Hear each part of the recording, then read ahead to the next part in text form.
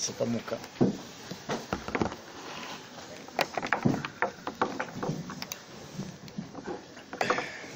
Je n'ai pas trouvé de verre. Alors, Boker Tov, nous allons d'abord rappeler la date d'aujourd'hui, c'est le 24 Elul.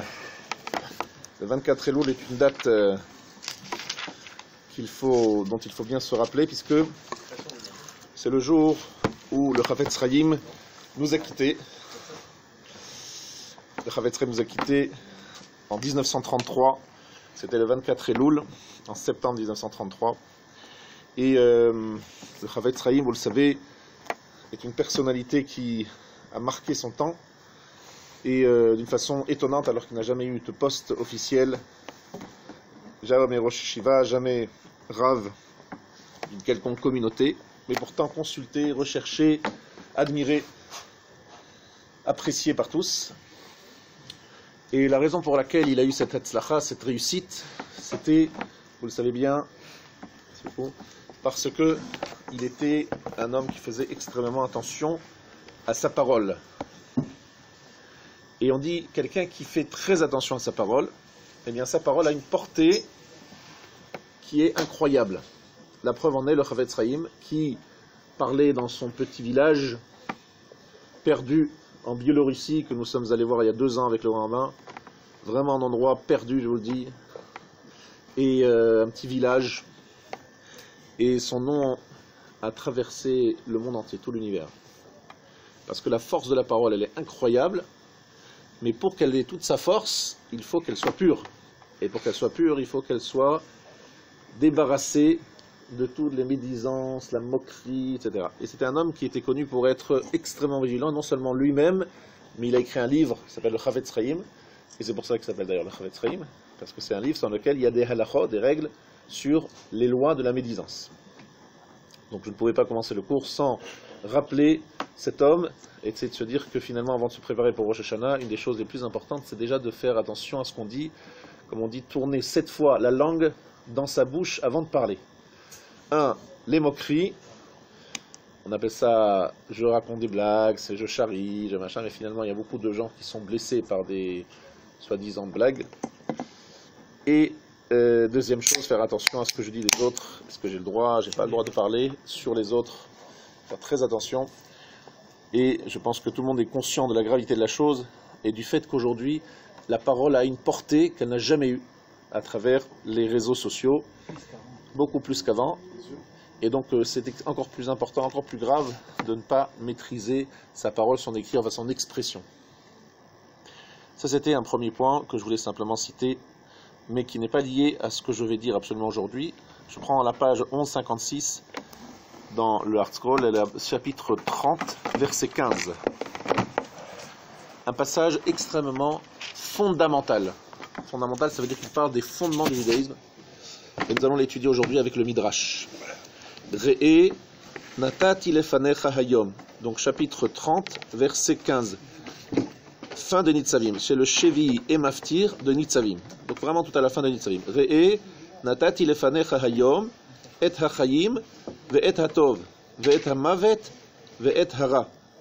Vois, j'ai placé devant toi aujourd'hui la vie et le bien, la mort et le mal. Asher anochi metzavecha hayom. Verset 16. En t'ordonnant aujourd'hui, le ahava et Hashem elokecha, d'aimer Hashem ton Dieu. La lechet bidrachav, de marcher dans ses voies, velishmor mitzvotav vechukotav umishpatav, et d'observer ses commandements, ses décrets, ses statuts. Vechayita veravita, alors tu vivras et tu te multiplieras. Uverachecha Hashem elokecha ba'aretz asher tavasham al rishta. Alors tu vivras, tu te multiplieras, et Hashem ton Dieu te bénira dans le pays dans lequel tu entres pour le posséder. Et si ton corps se détourne et que tu n'écoutes pas,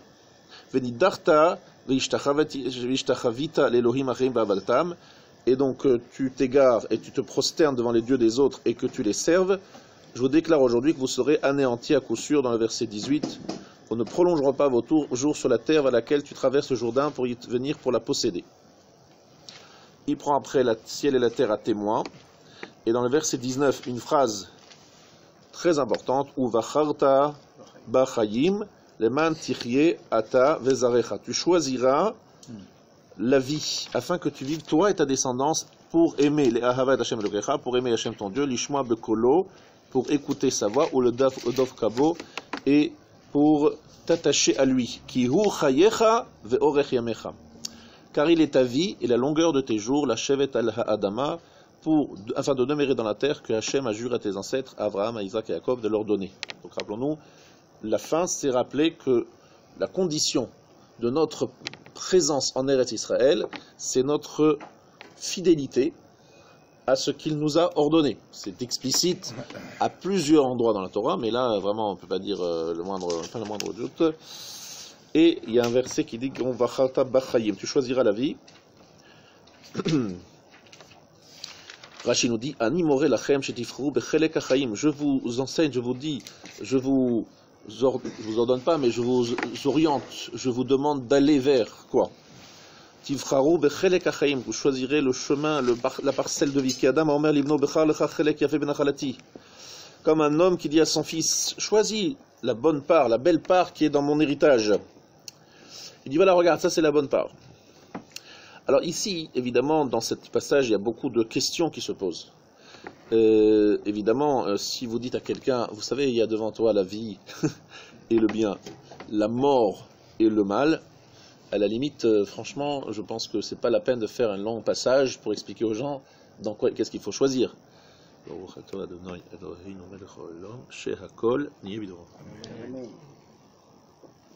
Quand même bizarre de dire aux gens, écoutez, vous savez, bon, si vous avez vraiment un doute, ben, choisissez la vie. Ah, merci, d'accord, très bien, c'est intéressant, parce que ça, vraiment, j'avais pas compris qu'il fallait choisir la vie. Ça veut dire que c'est un peu présenté comme cela. Ça a l'air d'être tellement évident qu'il faut choisir la vie. Évidemment, vous avez compris qu'il ne faut pas prendre les choses au premier degré. C'est-à-dire quoi? Choisir la vie. C'est quoi? J'ai posé devant vous la vie et le bien, la mort et le mal. Je vous invite à regarder à nouveau le début de Re'e, parce que je pense que ça vous a rappelé peut-être le début d'une paracha qui s'appelle Re'e. Cette paracha, c'est dans le même livre et c'est à la page 1058. Re'e Anochi Noten, c'est chapitre 11, verset 26-27. Re'e Anochi Noten Ifnechem Ayom, Beracha Uklala. Je vous pose devant vous la bénédiction et la malédiction, et bracha asher tishme'u el mitzvot Hashem Elokechem, la bracha, si vous écoutez les mitzvot d'Hashem votre Dieu, que je vous ordonne aujourd'hui, et la klala, la malédiction, si vous n'écoutez pas. D'accord? Et que vous choisissez le chemin des autres dieux. Donc, première chose très très importante que nous trouvons ici dans Parashat Nitzavim, qui ne sont pas écrits dans Parashat Re'e, c'est la mitzvah, l'ordre divin de Vacharta Bachayim. Tu choisiras la vie. Donc, d'abord, premièrement, il est écrit ici qu'il y a une notion de Bechira, de libre arbitre. D'accord? C'est pas évident. Enfin, pour nous, c'est d'être une évidence, mais il faut savoir que c'est pas évident. Il fallait que ça soit écrit. Ici, c'est écrit noir sur blanc.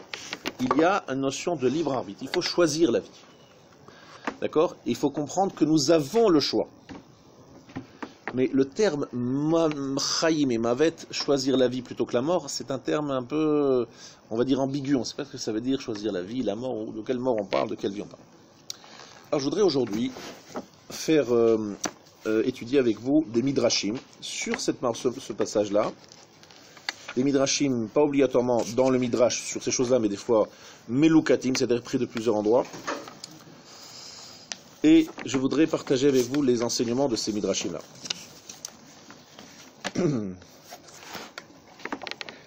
Alors, un midrash Tanchuma, Parashat Ekudé, rapporte ce passage. Et il nous dit Akadosh Baruch Hu gozer im chalash, im gibor, im ani, im ashir, im katsar, im aroch, im mechuar onae, im ave odak, im bazou yogas. Akadosh Baruch Hu décrète avant la naissance de l'homme s'il sera faible ou fort, s'il sera pauvre ou riche, s'il sera petit ou long ou grand, s'il sera moche ou beau, s'il sera épais ou fin.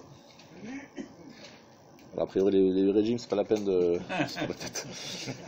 Bazouille au gas.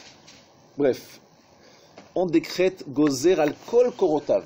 Akadosh Baruch Hu décrète quelle sera notre place dans la société en termes de social. Nous serons riches, nous serons pauvres, etc. etc. À quel moment? Ça, c'est Kodem Yetzirato, avant sa création. Même c'est écrit 40 jours avant. Avalim Tzadik im Racha lo. Mais on ne décrète pas s'il sera un Tzadik ou s'il sera un Racha. Et la Davaraou Notno Beyado Shel Adam Bilva. Mais cette chose-là est donnée absolument et uniquement dans la main de l'homme. Comme c'est écrit dans le verset ou Bacharta Bachayim. Ça, c'est un point très important à savoir. Il n'existe pas de Mektoub, comme nous disent nos cousins, de déterminisme sur le sujet de tzaddik ou racha. On ne naît pas tzaddik, on ne naît pas racha, mais par contre, ça, on peut choisir. Ça, c'est uvacharta. Là-dessus, il y a une bechira. Par contre, il y a beaucoup de choses dans notre vie qui ne sont pas évidemment de notre ressort. Il y a des gens qui ont ce qu'on appelle Shlemazel, dès qu'ils font une petite affaire, ça explose, ils font n'importe quoi, ils perdent énormément d'argent dès qu'ils commencent à toucher à quelque chose. Il y a des gens, c'est l'inverse, dès qu'ils touchent à quelque chose, ça se transforme en or. C'est pas toujours lié à leur capacité, à leur connaissance, etc. C'est très souvent bizarre, on ne comprend pas, mais pourquoi lui, il réussit pour un petit bêtise? Il a toujours les contacts qu'il faut, il a l'idée qu'il faut, il a le machin, il y en a un autre, il fait la même chose, même mieux, il a plus de contacts, il n'a jamais plus d'argent, bon. Toujours, il se plante. Ça a été nixar, ça a été décrété avant sa naissance. Par contre, s'il sera racha ou tzaddik, c'est uvacharta, c'est toi qui choisis. Toi qui as le choix.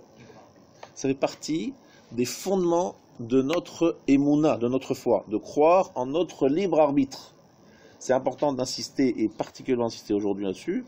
Comme je l'ai dit ici très souvent, le Rav Yitzhak Kounner nous dit que l'hérésie, c'est-à-dire le problème aujourd'hui de Emouna fondamental que nous avons, c'est justement le fait que nous ne croyons plus dans notre libre arbitre.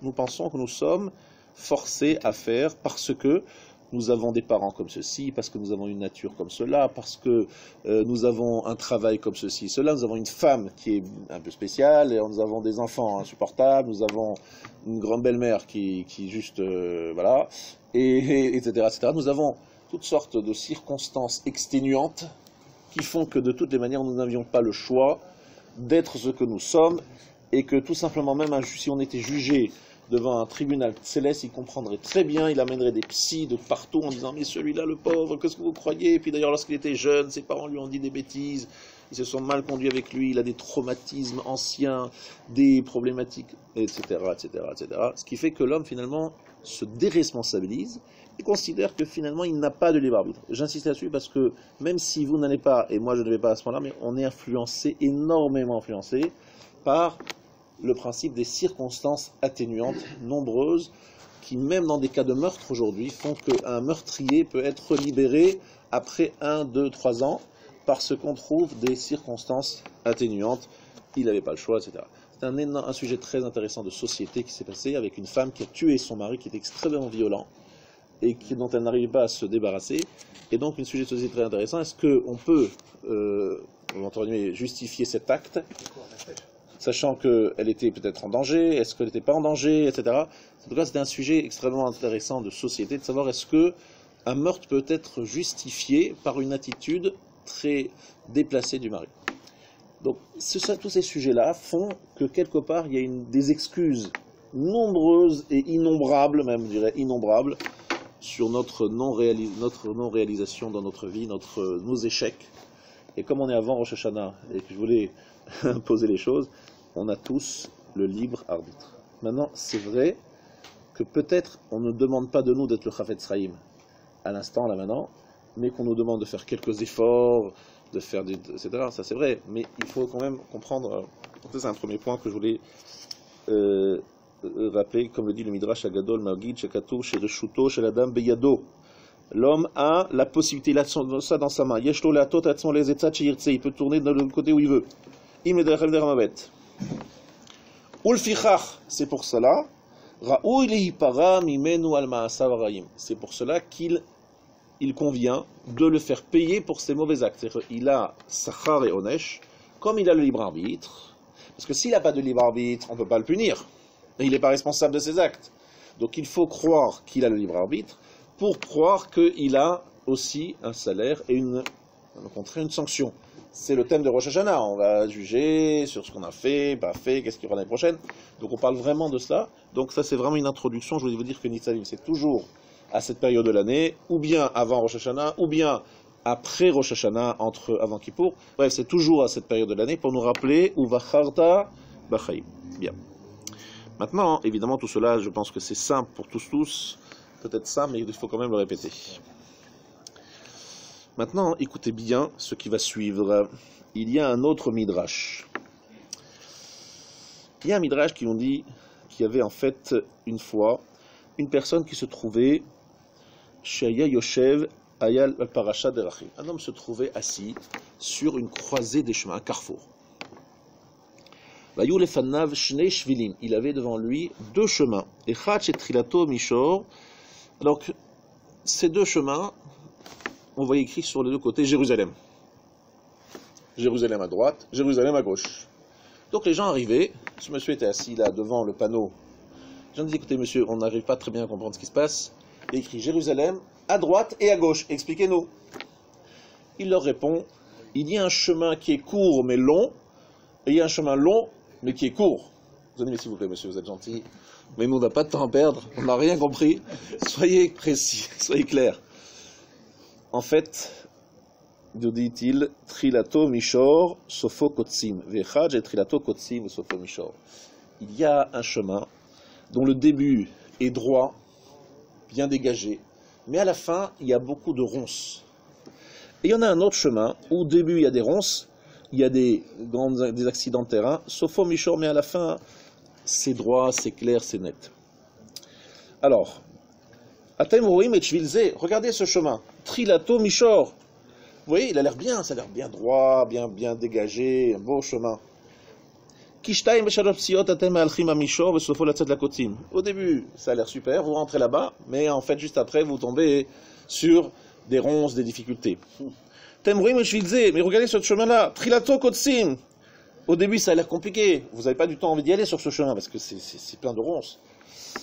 Mais vous faites quelques pas, Sofo la tzet mishor, mais après il devient droit et bien dégagé. Car Amar lahem Moshe le Israël. Ainsi Moshe a dit Israël. Écoutez bien cette phrase du Midrash dans le Sifri Devarim. Atem roim et hareshaim shematzlichim ba'olam hazeh. Vous voyez les reshaim réussir dans ce monde, les mécréants qui réussissent. Rak ishnaim shlosha yamim ematzlichim. Seulement 2 ou 3 jours ils réussissent. Sofam lithot ou litchared bacharonam. Ils vont finir par regretter leurs actes à la fin. Et vous voyez les tzadikim chez Mitztarim, ba'olam hazeh. Par contre, vous voyez les tzadikim qui ont des souffrances dans ce monde. Rak ishnaim shlosha yamim emitztarim, sofam lismoach bacharonam. Mais finalement, ils vont se réjouir à la fin. En fait, ce que ça veut dire, derech hachayim ve derech hamavet, hatova ve hara'a. Ça veut dire quoi? Ça veut dire que le chemin de la mort, entre guillemets, est déguisé et complètement, on va dire camouflé. Ça n'a pas l'air du tout d'être le chemin de la mort, ça va être le chemin de la vie. Mais c'est camouflé, on a l'impression vraiment de regarder ce beau chemin, machin, on a envie d'y aller, quoi. Ça donne envie d'y aller. Parce que finalement, on se dit, regardez, oh là là, celui-là il s'éclate. Vous avez vu? Celui-là il s'éclate. On va pas écouter les tzadikim, on va écouter les reshaïm qui ont l'air vraiment de s'éclater. Donc on y va, on fonce, on s'éclate. On gagne beaucoup d'argent, on connaît plein de femmes, on se marie très tard. On se marie vers 45 ans lorsque vraiment on aura tout essayé, vers tous les modèles, anciens, nouveaux, etc. On s'achètera une femme à 22-20 ans, à 45 ans, ça sera magnifique. On va faire des enfants plus tard, comme ça on va pendant 45 ans tranquille, on peut construire son empire et mettre ses succursales dans le monde entier, voyager tranquillement, etc. Et une fois qu'on a bien rempli le porte-monnaie, surtout les comptes en banque dans différentes îles Caïmans, les îles machin, etc., les offshore, les sociétés offshore et compagnie, à ce moment-là, je commencerai à me poser, et puis peut-être je ferai tchouva, après la fin, on fera tchouva, etc. Donc on a le sentiment d'une certaine... c'est vrai que la particularité du plaisir de ce monde, c'est qu'ils sont faciles, rapides, c'est quelque chose qui vient facilement. Par contre, quelqu'un qui choisit le chemin de la Torah et des mitzvot, ça paraît compliqué. Il faut se lever tôt le matin, il faut respecter le Shabbat et donc s'arrêter de faire certaines choses de Shabbat, etc., etc., des choses contraignantes. Alors que de l'autre côté, ça a l'air au contraire tout de suite et rapidement payant. Rapidement on voit le sachar. Un jour, j'ai dit à un chef d'entreprise qui était qui avait vendu pour la énième fois sa boîte, je sais pas comment il l'a revendu, et il était, au Hachem, bien installé. Je lui ai dit, monsieur, maintenant que vous avez de quoi vivre pour vous, vos enfants, vos petits-enfants, vos arrière-petits-enfants, etc., peut-être le moment est venu, venez vous asseoir au Beth Midrash, venez vous occuper de Gmilut Chassadim, occupez-vous de, je sais pas, il y a plein de choses à faire, des gens qui ont des besoins. Vous voulez étudier, vous étudiez, si vous ne voulez pas étudier, alors au moins vous faites quelque chose pour la communauté, pour les autres. Oui, d'accord, très bien. Quelques mois plus tard, je le revois, il est en train, il m'a dit, ça y est. Je dis quoi, ça y est quoi? Tu viens en Beth Midrash maintenant, ça y est. Non, il m'a dit, j'ai ouvert un nouveau bureau. Je lui dis, mais qu'est-ce qui se passe? Il me dit, non, on a recommencé les affaires, machin. Je lui dis, mais pourquoi on avait parlé avant? Il a dit oui. Parce que ce que vous me proposez, c'est très bien, j'entends, mais le salaire c'est quand? Je lui dis, dans l'Olam Haba. Il m'a dit, vous comprenez, moi, je travaille très dur. Lorsque je travaille pour des affaires dans ce monde, par exemple, j'ai travaillé 6 mois, j'ai gagné 3 millions d'euros. La vérité, 3 millions d'euros, j'en ai pas besoin. J'ai largement de quoi faire, j'ai plusieurs millions déjà dans la main. Mais au moins, je vois mon travail valorisé. 3 millions, voilà, mon travail de 6 mois, ça vaut 3 millions.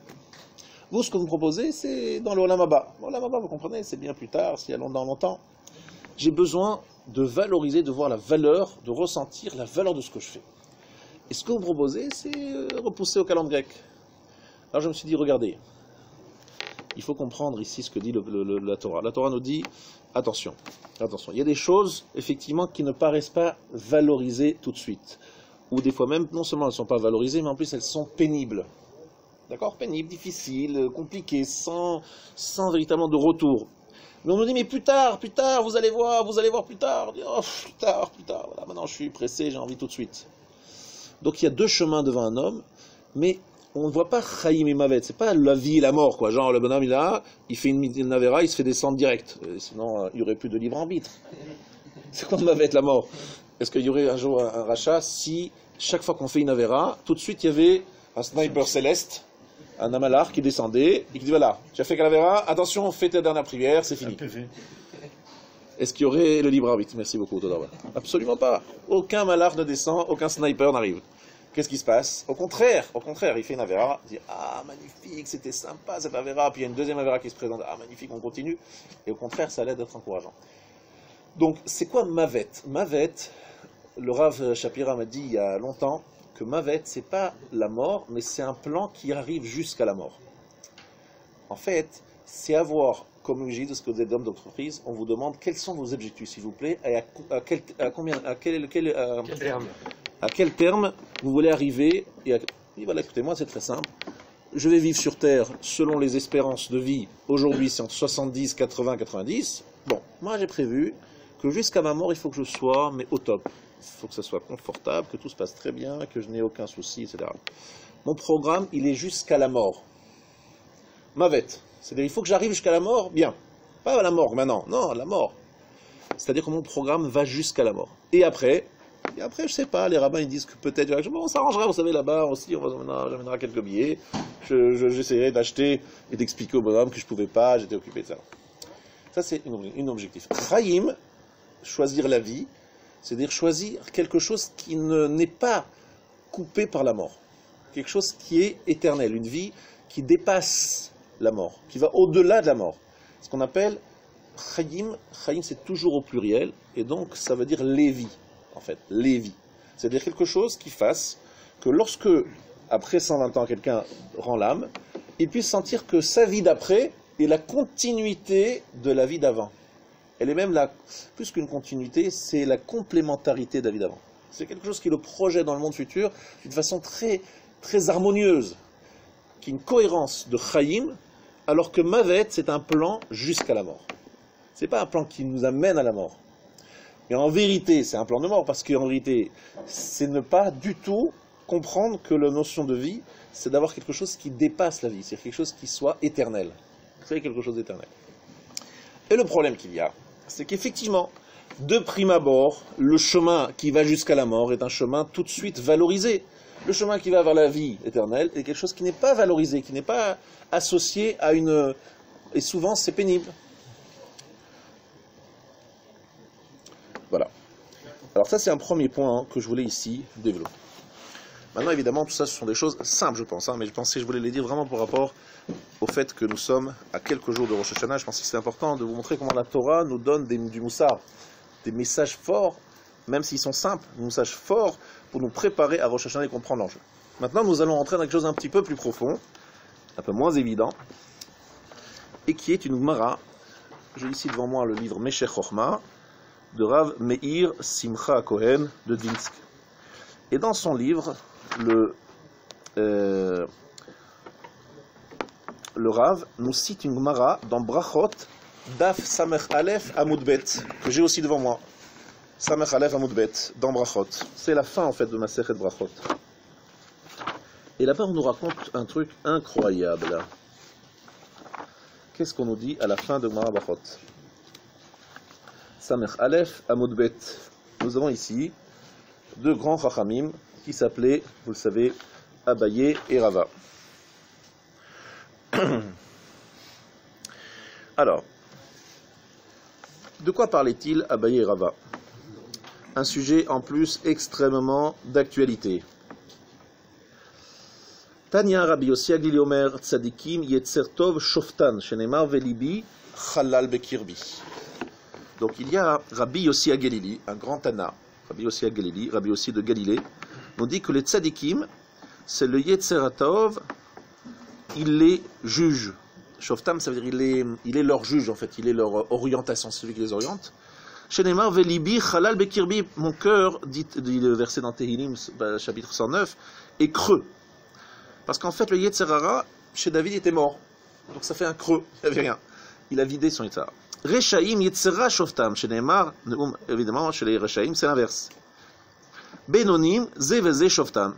Donc c'est important de savoir qui sont les Benonim, parce que bientôt on va parler des Benonim. Ceux qui ont le srout de garde d'attente jusqu'à Yom Kippour, Al-Neilat Kippour. Qui sont les Benonim? C'est intéressant, on va savoir qui sont les Benonim. Les gens qui sont entre Zeyetze et Shoftam.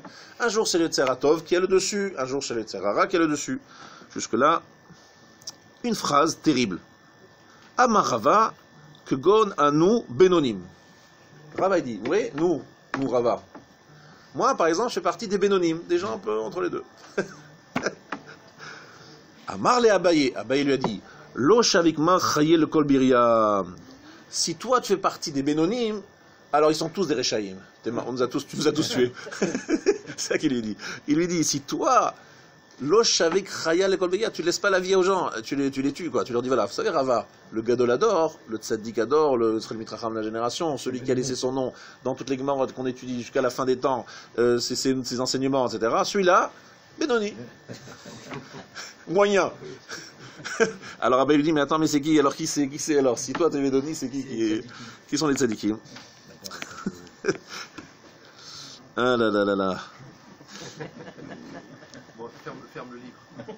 Alors évidemment, j'aurais voulu fermer le livre à ce moment-là, mais je peux pas. Alors, là-dessus, heureusement, il y a le Meshech Chochma qui intervient. Il dit, attendez, ça va plus là. Qu'est-ce que Rava a voulu dire? En fait, il y a une explication très simple, un peu rassurante quand même, mais qui va aussi nous donner un peu de chizuk à nous. Vous savez qu'il y a une Gemara dans Rosh Hashanah, page 18. Qu'est-ce que dit la Gemara dans Rosh Hashanah Daf Yutret? Rappelez-vous. Lachen nishbati le bet Eli. Eli avec un ayin lamed yud. C'est Eli Kohen Gadol, le grand prêtre Eli, qui a vécu à l'époque où il n'y avait pas encore le Bet Amikdash. Il était le maître de Shmuel Hanavi. Eli Kohen Gadol, celui que Chana rencontre, le grand prêtre. Ok, très bien. Alors Eli, le grand prêtre, il a fait une faute dans sa vie. C'est qu'il avait des enfants qui ne l'ont pas honoré. Non seulement ils ne l'ont pas honoré, ils l'ont déshonoré, ces enfants. Il faisait des choses pas très belles.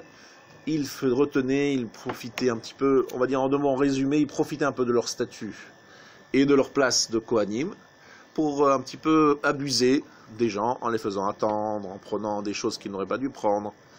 Bref, ça faisait un très mauvais effet sur les gens qui venaient au Mishkan en disant regardez, ces juifs, ces religieux là, c'est Kohanim. Tout le monde était religieux à l'époque, hein. Il n'y avait pas de non-religieux. Tout le monde était religieux, mais les Kohanim, là, la famille de Eli, là, le fils du grand prêtre Eli, le grand... Regardez comment ils se conduisent.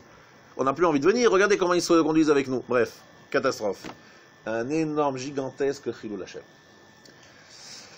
Akadosh Baruch Hu a envoyé un petit message à Eli, il faut que tu corriges tes fils, il faut que tu corriges tes fils, urgent, urgent. Et semble-t-il qu'il n'a pas fait assez. Alors combien il a fait et qu'est-ce qu'il n'a pas fait exactement? En tout cas, ce qui est sûr, c'est que ça n'a pas changé et que on lui a reproché de ne pas avoir suffisamment réagi face à la conduite de ses enfants.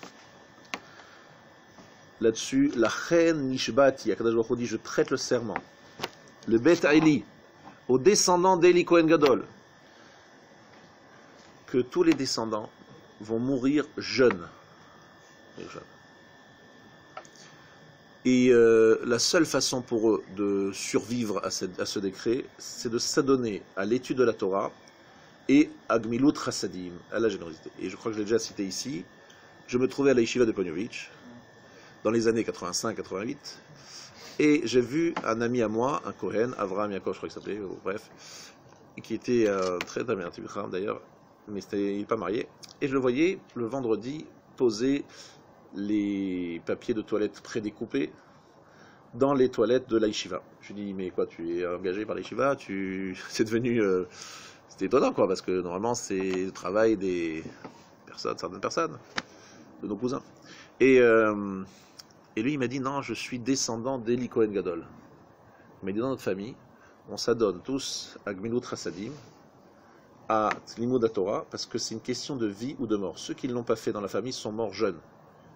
Donc nous tous, c'est très simple, on n'a pas le choix. Or, donc ça c'est des Kohanim.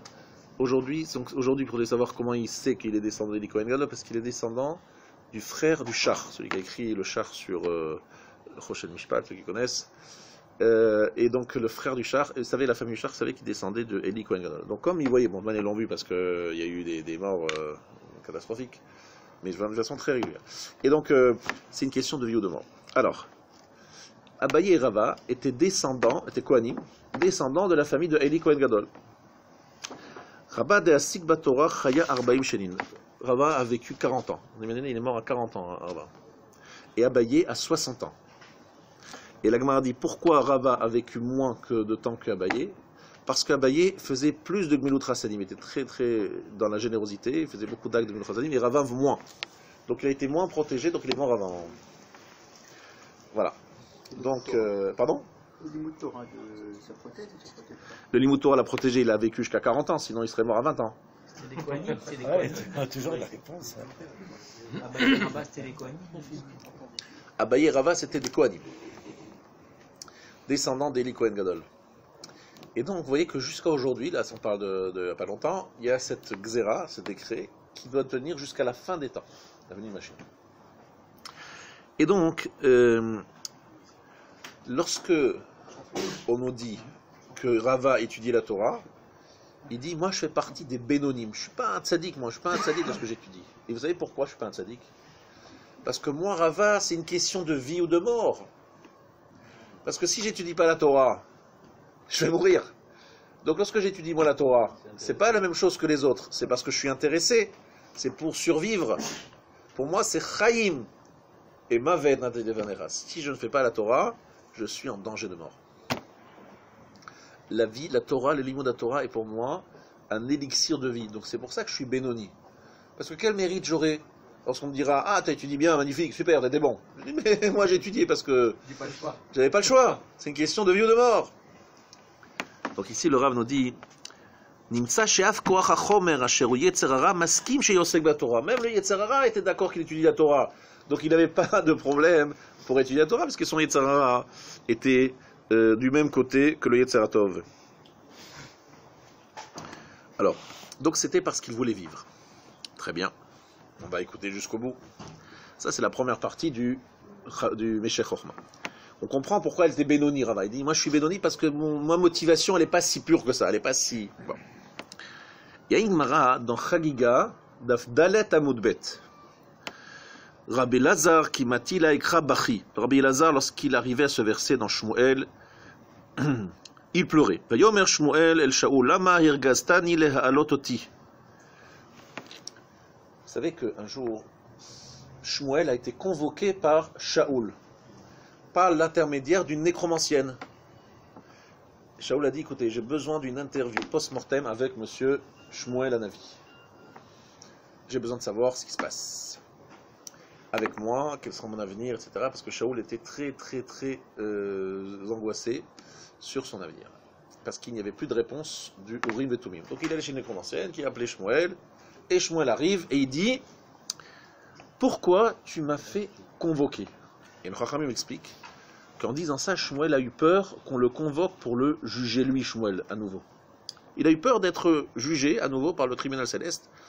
Et lorsque Rabbi Lazare disait ça, il disait: mais quoi, Shmuel Hanavi, il a peur d'être jugé, alors qu'il est déjà dans le monde de la vérité, donc il a déjà vu tout ce qui est bien noté là-haut. Il a quand même peur. Alors qu'est-ce qu'on va faire nous? Si Shmuel Hanavi il a peur, qu'est-ce qu'on va devenir nous? On va se faire exploser là-haut. Voilà ce que disait Rabbi Lazare. Évidemment. Vatomer ha'isha el Shaul Elohim ra'iti olim. Et à ce moment-là, cette femme, cette nécromancienne, elle dit à Shaul: tu sais, je vois arriver deux personnes. Moi, j'ai convoqué Shmuel, parce que tu m'as demandé Shmuel. Mais moi, je vois qu'ils arrivent à deux. Qui c'est le deuxième qui accompagne Shmuel? Olim. Olim, c'est en pluriel. Ils sont deux à monter. C'est Moshe Rabbeinu. Shmuel arrive avec Moshe Rabbeinu, ni plus ni moins. Shmuel a pris Moshe Rabbeinu, genre pour être son avocat. Alors là-dessus, Atia, Shmuel, Atia les Shmuel. Shmuel est allé chercher Moshe. Viens, j'ai peur, viens me défendre. Alors, évidemment, tout le monde se demande, mais qu'est-ce qui se passe? Mais pourquoi va-t-il chercher Moshe? De quoi a-t-il peur, Shmuel? De quoi a-t-il peur? De nouveau, en fait, Shmuel a un problème avec ses enfants également. Les enfants de Shmuel ne se sont pas conduits comme il fallait. Et là, Shmuel, il pense la chose suivante. Il dit: voilà, j'ai déjà passé le jugement, j'ai été bien noté. Mais peut-être que maintenant, on me convoque pour une autre raison. Quelle raison? C'est qu'en fait, au départ, moi je suis sorti clean. On m'a bien jugé, tout va bien, etc. Mais le problème, c'est que maintenant on a découvert que mes enfants ont mal tourné. Et tant qu'ils n'ont pas effectivement mal tourné, on ne me juge pas mal. Mais maintenant que peut-être mes enfants, dans ce monde je ne suis plus là, ils ont vraiment mal tourné. Et là on me convoque, moi le père, en disant: hé, viens ici toi Shmuel. Jean Hatzadik, mais regarde tes enfants comment ils se conduisent. Avant qu'ils se conduisent mal, on ne pouvait pas le juger. Il fallait attendre qu'ils tournent mal. Mais s'ils tournent mal, on vient l'appeler en disant: hé Shmuel, c'est quoi ce travail là? C'est quoi ce travail? Shmuel, il a très peur de ça. Il sait que ses enfants, c'est pas parfait, il a peur de ça. Alors qu'est-ce qu'il fait? Il va chercher Moshe Rabbeinu. Mais pourquoi il va chercher Moshe Rabbeinu? Parce que Moshe Rabbeinu, il a peut-être qu'il va le défendre. Mais pourquoi Moshe Rabbeinu plutôt que quelqu'un d'autre qu'Abraham, que Yitzhak, Yaakov, il y a d'autres sadikim là-haut? Pourquoi est-ce qu'il va chercher Moshe Rabbeinu? Vous savez pourquoi? Alors c'est pas tout à fait à cause de ses enfants, c'est à cause d'un midrash qui se trouve à la fin de Chukat. Il lui a dit la chose suivante. Lorsque Akadosh Baruch Hu a dit Poked avon avot albanim, Amar Moshe ribono shel olam kama reshoyim olidut tzadikim. On va rappeler la faute des pères sur les enfants. C'est-à-dire, si le père c'était un rachat, eh bien les enfants, ils vont prendre sur la tête. Alors Moshe dit à Akadosh Baruch Hu: mais qu'est-ce que tu écris dans la Torah? C'est pas possible, là, je suis pas d'accord. Kama reshaim olidut tzadikim, mais combien de reshaim ont donné naissance à des tzadikim? Regardez Terach, exemple, Terach, il a donné naissance à Abraham. Quand tu veux qu'Abraham, il paye à cause des fautes de son père, c'est pas possible. Donc il se rebive, il se rebelle un peu Moshe lorsqu'il écrit ça dans la Torah. Vechen Chizkiya tzadik. Chizkiya c'était un tzadik, ve'achaz aviv, Racha, son père Achaz c'était un Racha. Yoshiyahu tzadik, ve'amotz aviv, Racha. Yoshiyahu était un tzadik, le roi Yoshiyahu, et son père était un Racha.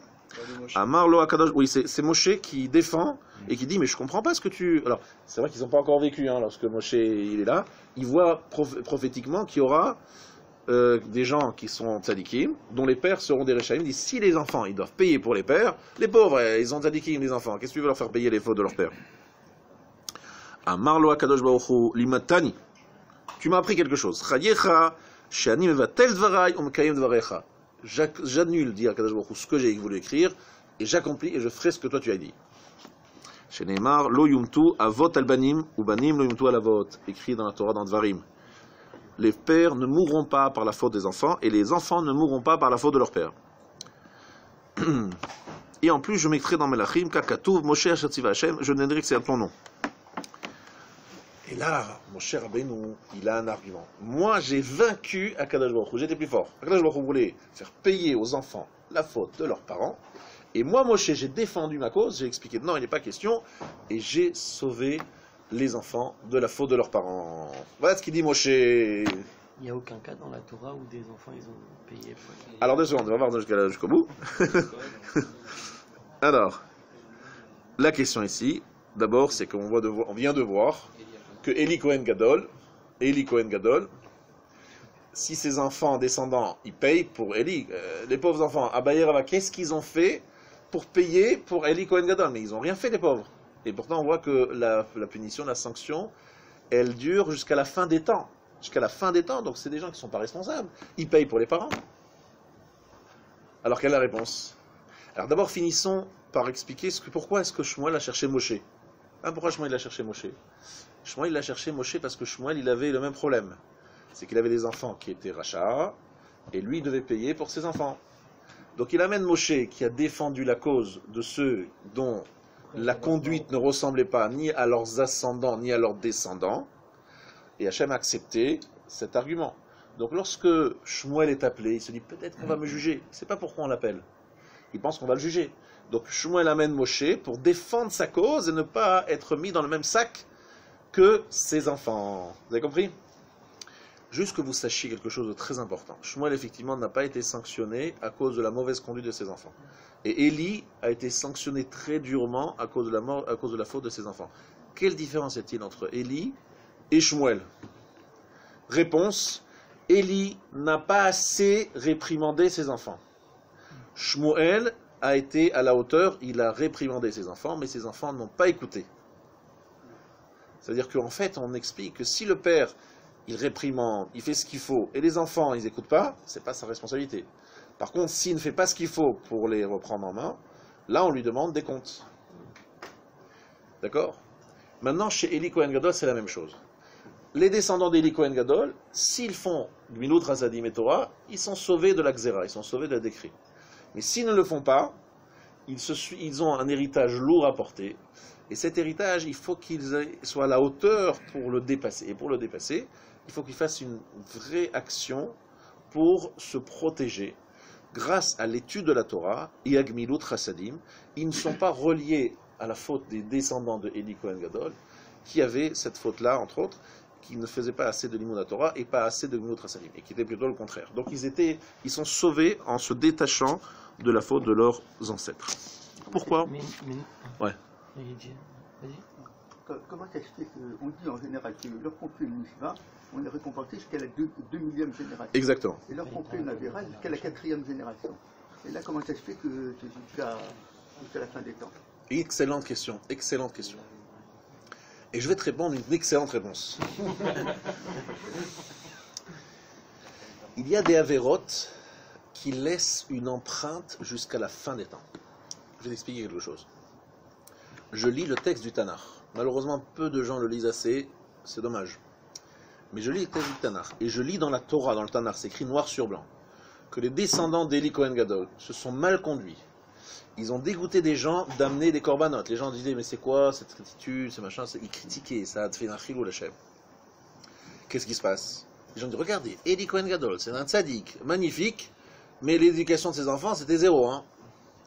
Et il n'a pas assez... Bref, il sort de cela une conséquence dans le temps. C'est-à-dire que les gens se disent, oui, voilà, bon, mes enfants, ils sont un petit peu light, mais bon, comprenez, moi, je ne suis pas pur qu'Eli, hein. Eli Kohen Gadol aussi, hein, finalement, il a été aussi... Voilà. Donc bref, ça donne une image négative et surtout un enseignement, une sorte de... Les gens se disent, voilà, vous voyez, Eli, il a raté, Eli, il n'a pas fait ce qu'il fallait, mais bon, c'était quand même le grand prêtre Eli, hein, c'est un grand juge, etc. Les gens se déresponsabilisent. Parce que le message est écrit dans la Torah explicitement noir sur blanc, qu'ils se conduisaient mal, que les gens râlaient, etc. Donc c'est quelque chose qui doit être pardonné, et que les gens ne doivent surtout pas garder en mémoire que Eli Kohen Gadol, on lui a laissé dire, voilà, tu as fait une faute, mais c'est pas grave. Parce que c'est écrit Mefourage dans la Torah, hein, qu'il n'a pas, dans le Nar, qu'il n'a pas assez réprimandé ses enfants. Donc c'est un enseignement qui doit traverser l'histoire pour que jamais quelqu'un se dise, bon, moi finalement, je peux démissionner, moi, c'est pas mon problème. Regardez, Eli Cohen Gadol, il l'a pas fait. Oui, mais le problème, c'est qu'Eli Cohen Gadol, jusqu'à la dernière génération, ça va pas. C'est-à-dire que ce message continue à se répercuter. Mais par contre, d'autres, dont la faute en niveau éducatif n'est pas évident dans la Torah, n'est pas visible dans la Torah, eh bien, ceux-là, on peut dire qu'il n'y a pas autant de Chilul Hashem, donc ils ne sont pas obligés d'avoir la même takana et de faire payer, etc. Donc ça reste à 4 générations, parce que 4 générations, on entend encore, tu vois, 4 générations. Au-dessus de 4, on ne sait plus, c'est de l'histoire, c'est fini, tu comprends? 4 générations au maximum. En fait, vous avez compris qu'il faut qu'Hachem envoie le message, que les gens ne croient pas, ne se trompent pas sur la gravité de ce genre de choses. Alors le mamzer, c'est jusqu'à la fin des temps. Et ce n'est pas du tout une question de faute, de sanction. C'est une tare. L'enfant est taré, il porte tare en lui. Et donc c'est jusqu'à la fin des temps. Et ce n'est pas en tant que sanction et de vouloir de le faire punir. On paye la faute d'Adam Arishon. Parce que des fois, des cas de mamzerim, où c'est vraiment des cas où ils ne sont pas responsables, les gens. Ils ne savent pas. Je parle des mamzerim. Vous pensez aux mamzerim. Vous, dans les mamzerim, vous voyez qu'un type qui a trompé sa femme, une femme qui a trompé son mari, elle est avec quelqu'un d'autre. Elle voulait, machin, et puis elle a fait la faute, elle a eu un enfant. Il y a des cas de mamzerim que j'ai vus très souvent autour de moi, c'est des gens vraiment ignorants, ils ne savaient pas du tout qu'il fallait avoir un guet, ou bien ils ont appris ça beaucoup plus tard, ou le beau mari ne voulait pas donner le guet, etc., etc. Des gens vraiment qui ne savent pas, qui ne comprennent pas la gravité, etc. Puis tout d'un coup, ils se retrouvent avec des mamzerim sans savoir, Bichlal, sans avoir ni trompé, ni faire un cas d'adultère, ni faire machin, ils n'étaient pas du tout dans ce trip-là. Ils ont même fait un divorce civil. Où le guet n'était pas cachère. Le guet n'était pas cachère. Tu te rends compte? Le guet, le type il est venu, il a fait un guet de folie devant des rabbins, etc. Puis après, finalement, là on dit, vous savez, on s'est fait une erreur sur le nom. Le guet n'est pas cachère, c'est comme s'il n'y avait pas eu de guet, donc votre enfant est mamzer. Bah oui. Vous voyez ce truc? C'est comme mamzeroun, c'est pas une sanction parce qu'on s'est mal conduit. C'est vraiment, c'est un état. C'est un état. C'est pour ça que c'est très compliqué d'être rabbin surtout en Israël, c'est encore plus compliqué ici parce que là-bas, tout le mariage est fondé sur même des gens qui ne sont pas religieux sont obligés de se marier devant un rabbin. Donc lorsqu'ils ne respectent pas les règles du mariage, les enfants sont mamzer et après ils deviennent fous parce qu'on leur dit mais on ne peut pas vous marier monsieur, c'est pas possible. Pourquoi? Parce que ton père il savait pas une halakha, il s'est trompé, le rabbin il s'est trompé. C'est une catastrophe. Vous imaginez ce qui se passe dans les tribunaux là-bas? La vérité, être Dayan là-bas, je trouve que c'est un métier à haut risque, très très risqué. Qui sont refusés? Oui, mariage refusé. Vous ne pouvez pas vous marier quelqu'un qui est mamzer. Vous, un rabbin, vous ne pouvez pas le marier. Mais il dit, mais quelle faute j'ai fait? J'ai fait aucune faute. En plus, moi, je suis le fils. Qu'est-ce que je suis responsable de ce que mes parents ils ont fait?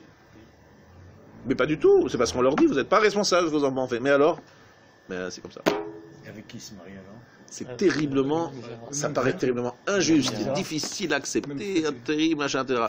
Alors il vient nous voir en disant, il faut permettre. Alors nous, ce qu'on fait, c'est qu'on essaye, et j'ai parlé avec Rav Yitzhak Yosef de ça encore cette semaine, le grand roi d'Israël, il m'a dit qu'effectivement ils avaient des permissions dans certains cas, il m'expliquait comment il m'a dit, il fait ça tous les dimanches, il m'a dit, je m'assois là-dessus, la journée, il travaille sur les sujets, et en général, les sujets les plus épineux, c'est ça. Les choses les plus difficiles arrivent chez lui. Donc lui, le dimanche, il fait ça. Et il m'a dit qu'effectivement, pour Mamzeri, on a parlé de plusieurs cas, machin, je lui ai dit, voilà, comment on faisait avec Rav Revibo, etc. Il m'a dit, voilà, comment on peut permettre, etc. Mais c'est un vrai travail, et c'est un travail kadosh, mamash, c'est de faciliter la vie des gens, mais sans transgresser la halakha. Parce que nous, on n'est pas des papes, on ne peut pas changer en disant, voilà, ben, finalement, nous, on a décidé, moi, je suis grand roi d'Israël, donc ça y est, hop, je te fais une petite truc, combien ça coûte, tu me donnes un petit chèque, et l'affaire est réglée. Non, ça n'existe pas chez nous. Et donc, on peut pas, donc il faut trouver des permissions, mais qui soient reconnues halachiquement, pas n'importe quoi et pas n'importe comment. Donc, effectivement, il y a des cas où on peut permettre, etc., comment, etc. Je ne vais pas vous expliquer ici les cas, mais c'est vrai, Mamzerut, c'est pas une sanction, c'est pas une punition, c'est pas une volonté de frapper, non, c'est pas du tout ça. C'est un état. C'est une tare aussi. C'est un statut qui, voilà, on peut pas changer. C'est partie des choses très complexes, effectivement. Ah, on paye la faute d'Adam Arishon aussi. Est-ce qu'on fait la faute d'Adam Arishon? Oui. Alors, c'est une bonne question, je te réponds tout de suite. Adam Arishon, c'est toi aussi. Toi, moi, ici, tous ceux qui sont là, et tous ceux qui ne sont pas là non plus aussi, nous étions tous une parcelle d'Adam Arishon.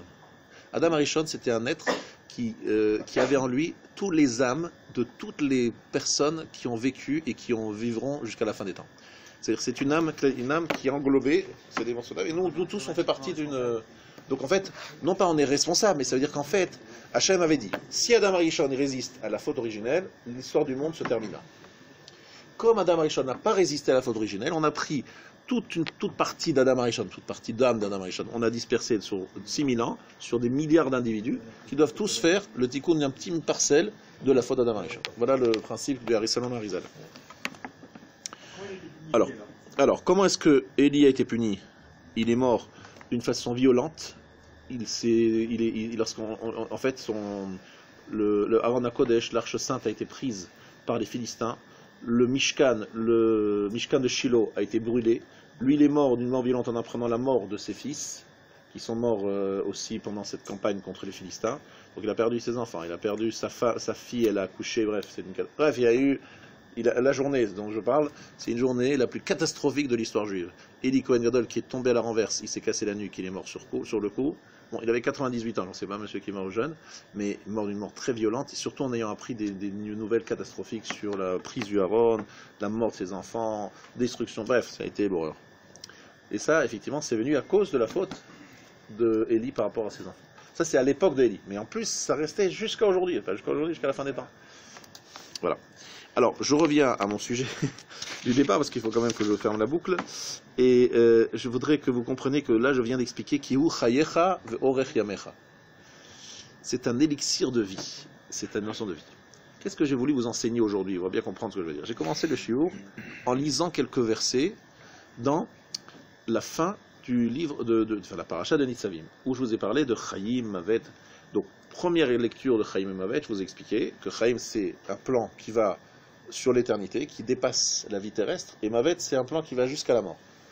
Deuxième explication, je vous ai dit que Chaim, ça peut vouloir dire une question de vie ou de mort, parce que la Torah est quelque chose qui nous protège de la mort, et j'ai pris l'exemple de Rava, qui est effectivement en train de chercher la vie, c'est pour ça qu'il s'appelle Benoni, parce que finalement, son motivation est aussi une motivation du Yetzer Hara, qui lui dit, vas-y, étudie, parce que c'est comme ça qu'il le sauvait, intéressé. Et la deuxième chose que je vous ai dit, c'est que j'ai parlé de l'histoire de Shmuel, de Moshe, etc., en parlant des descendants, et en expliquant qu'en fait, elle est porteur de vie, c'est-à-dire qu'elle peut être l'inverse aussi, c'est-à-dire que le non-respect de la Torah peut amener la mort, mais pas seulement pour soi, mais aussi pour tous ses descendants, dans certains cas, d'une façon générale. Non, c'est coupé, mais s'il y a un grand Chilul Hashem qui continue, eh bien ça continue. Ça veut dire que la vie terrestre aussi peut être impactée, pas seulement la vie, la mort dans le monde futur, etc., mais ça peut être la vie terrestre. Et un exemple que je voudrais continuer en donnant, c'est l'exemple de David Ameler. David Ameler, il savait qu'il allait mourir Shabbat. Qu'est-ce qu'il a fait? Il n'a pas arrêté d'étudier le Shabbat.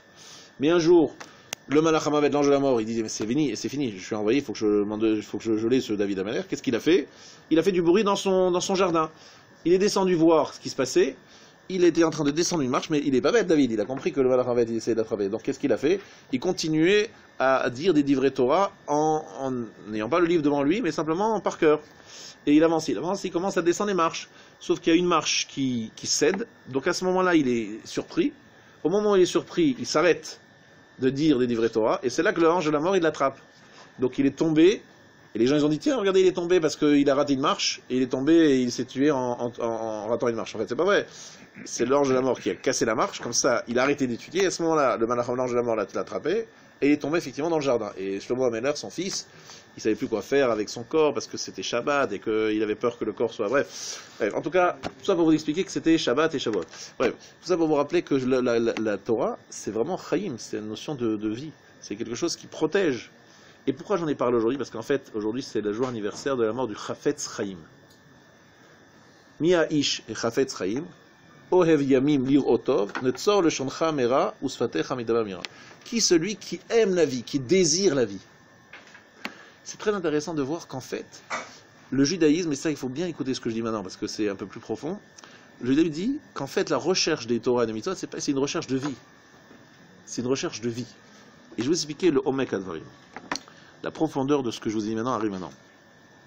Il y a quelque temps, je vous ai cité une explication sur la bracha de Boré Nefashot. Boré Nefashot Rabot, Vechesronam, Kol ma shebarata lachet ba nefesh kol chay, Baruch Chayo le mieux. Donc je te remercie Hachem pour tout ce que tu as créé, d'accord? Mais comment c'est écrit? Boré Nefashot Rabot, Vechesronam, tu crées de nombreuses âmes et tu aussi leur manques. On a tous des besoins. Al kol ma shebarata lachet ba nefesh kol chay, sur tout ce que tu as créé pour nous faire vivre. Mais qu'est-ce que ça veut dire? On a déjà dit, Chesronam, tout ce qui nous manque. Pourquoi les achayot? Vient le tour, il nous explique la chayot, c'est les plaisirs de la vie. C'est manger des choses qui ne sont pas absolument vitales, mais qui, Akadosh Baruch Hu, veut nous gâter. Il nous a pas donné que des gélules et des trucs, vous les prenez tant et tant de protéines, et tant de machin, il nous fait descendre sur les arbres. Imaginez, sur les arbres poussent des gélules et des capsules. Vous imaginez? Donc le matin, vous prenez 3 capsules. L'après-midi, non, on se fait un petit kiff, il y a le machin, ça sent bon, c'est la rôtissoire avec le poulet qui est là, les frites voilà, etc.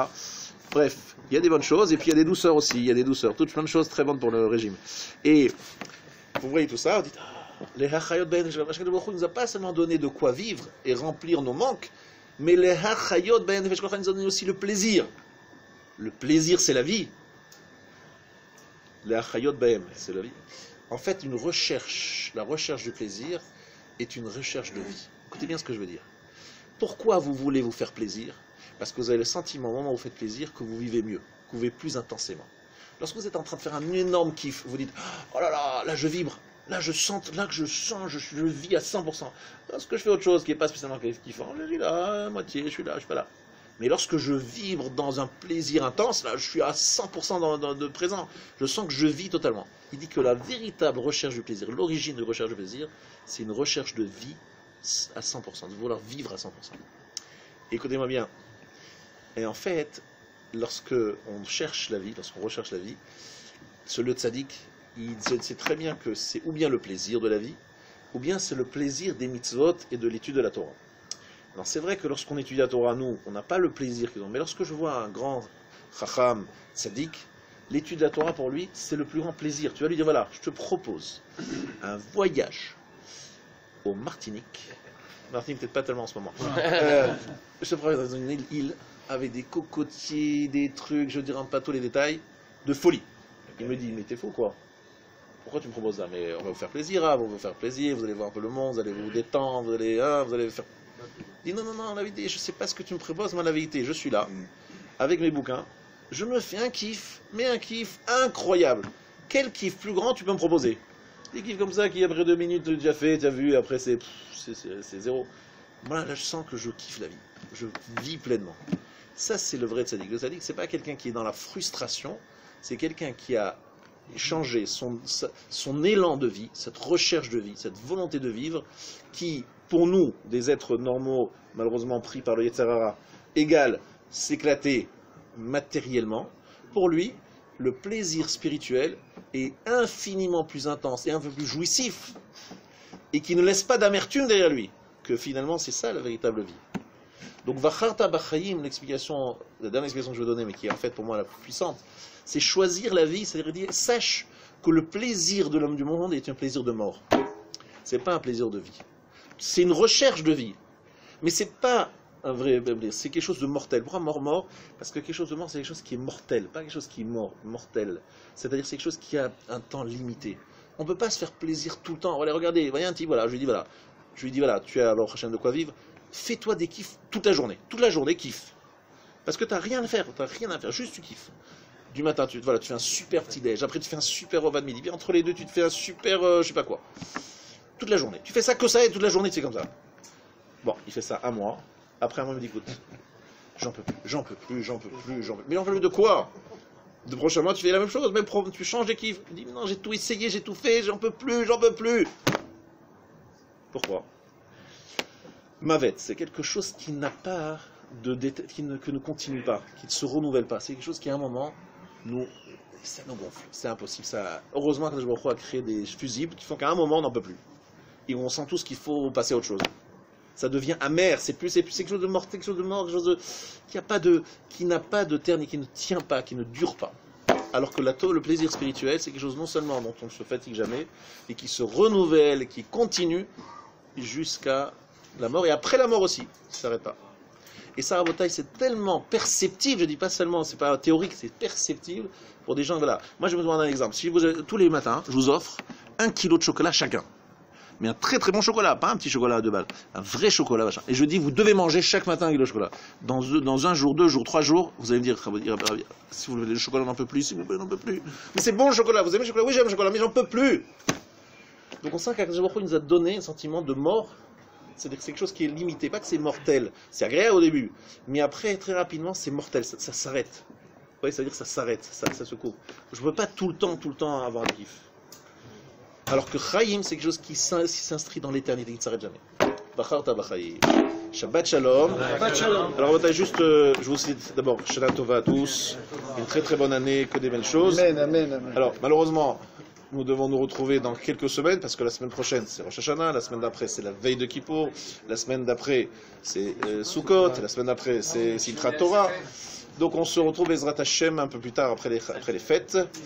Et je vous souhaite donc à tous des bonnes fêtes. Simchat Torah. Je vous donne juste rendez-vous à Hoshana Rabbah, on fait une grande soirée ici, comme partout d'ailleurs, à partir de 22h30.